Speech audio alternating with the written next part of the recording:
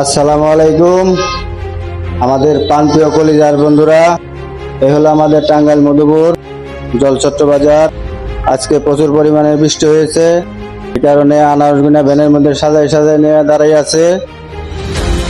ব্যাপারী পত্র আজকে কম, কেনার মতো লোক নাই।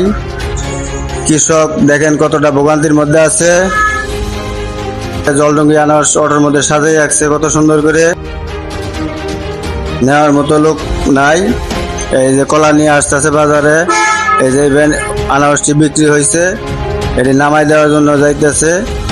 বৃষ্টির কারণে আজ তার দোপায় অটো নামাইতে পারে নাই, এই কারণে জাম লেগে গেছে।